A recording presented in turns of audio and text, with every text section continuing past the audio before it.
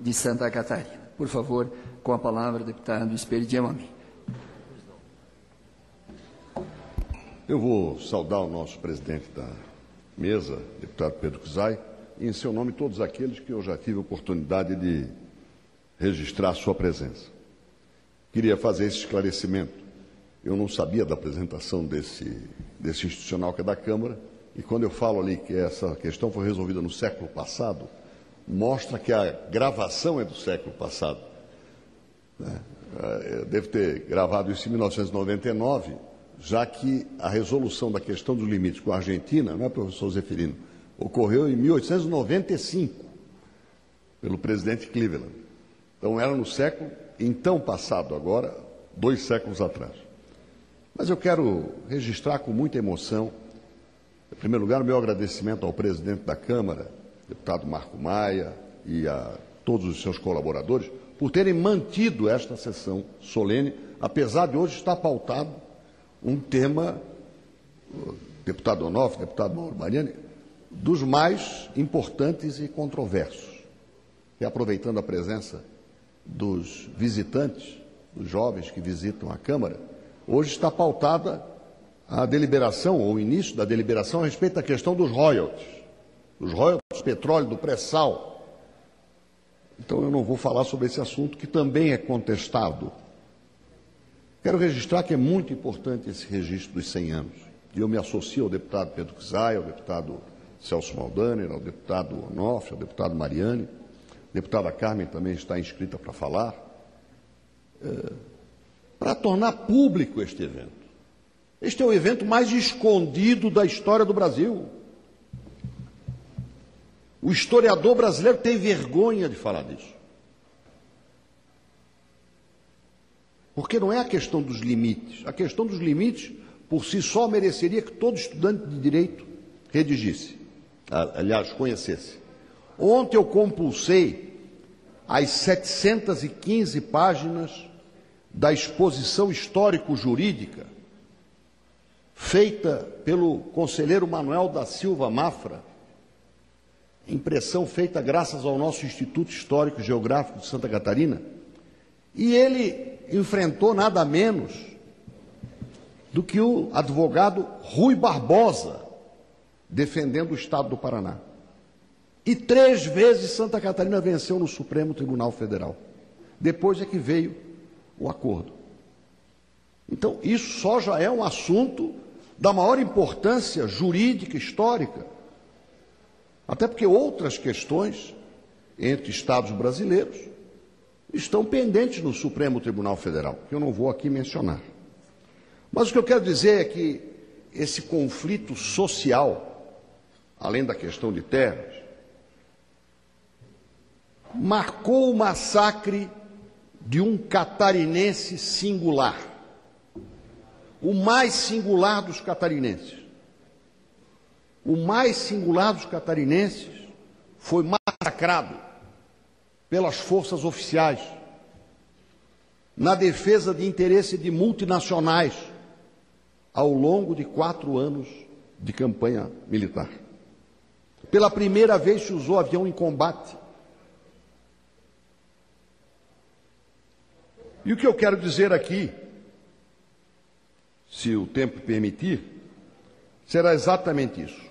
O catarinense mais singular existiu e foi destruído, tanto física quanto culturalmente, mas deixou muitas marcas, apesar dos poucos registros escritos, porque a perversidade da história não registra a história dos vencidos.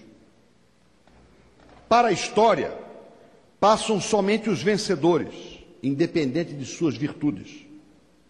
Este vencido, que a história registra apenas como jagunço fanático, foi o mais típico e singular dos catarinenses. Muito mais do que nós que somos filhos ou netos de imigrantes. Eu sou filho de imigrante, por parte de pai e por parte de mãe. A sua luta faz 100 anos que começou a ocorrer. E esse catarinense típico representa a luta de milhões de pequenos e excluídos do Brasil e do mundo. Talvez por isso que ela esteja tão bem escondida. O que esse homem do contestado fez? Ele fez uma luta nacionalista que consolidou definitivamente as nossas fronteiras, recém-conquistadas da Argentina.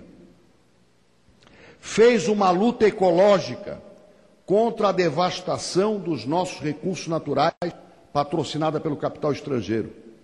Foram mais de 2 milhões de pinheiros e embuias, embuia que é a árvore símbolo do nosso estado, que foram levados para fora como matéria-prima, sem nenhum processo de manufatura aqui. Processo de colonialismo que ainda hoje existe com o nosso ferro e com terras raras e outros minerais. Fez uma luta social contra a injusta propriedade da terra, perseguido pelos latifundiários da época. Fez uma luta trabalhista contra o capital internacional que não admitia o trabalho dos nativos. Fez uma luta contra a opressão, porque não admitia que alguém o fizesse escravo daquilo que era dele. E de luta em luta fez uma guerra que envolveu parte considerável do exército brasileiro de então. Na verdade, todas as unidades do exército militar brasileiro lá estiveram.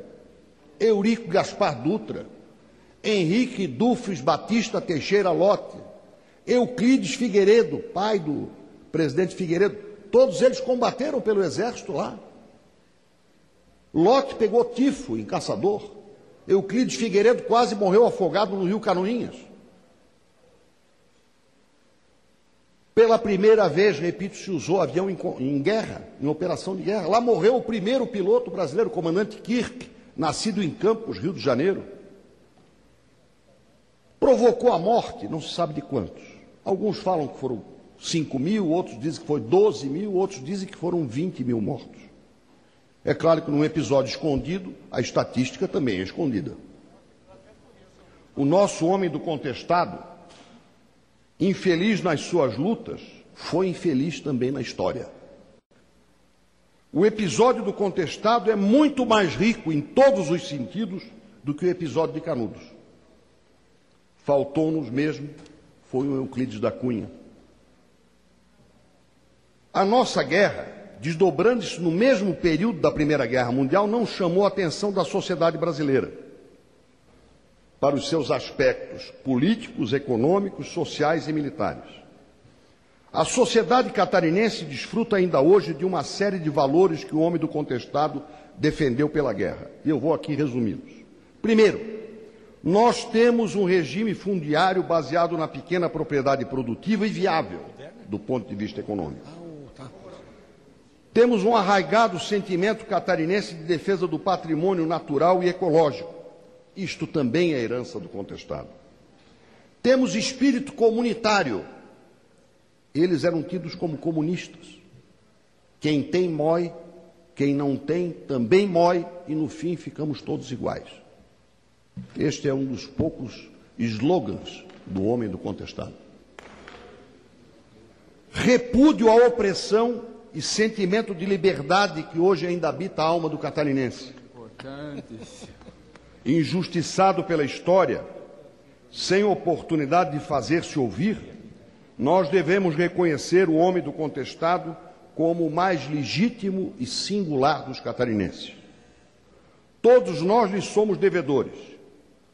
Ele, este homem singular, é importante e necessário. É fundamental que nós o resgatemos para a memória e para a contribuição para uma sociedade mais justa. Concluo, senhor presidente, para dizer o seguinte: faço minhas as palavras do deputado Pedro Czai, que há pouco usou essa tribuna.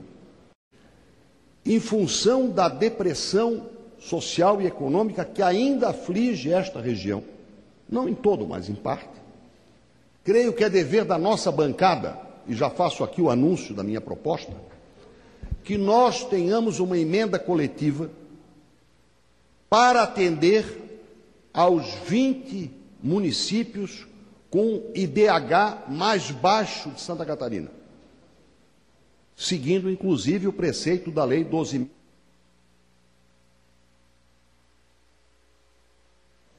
Esta proposta talvez seja a melhor e mais objetiva homenagem que nós possamos fazer, deputado Onofre, àquela região.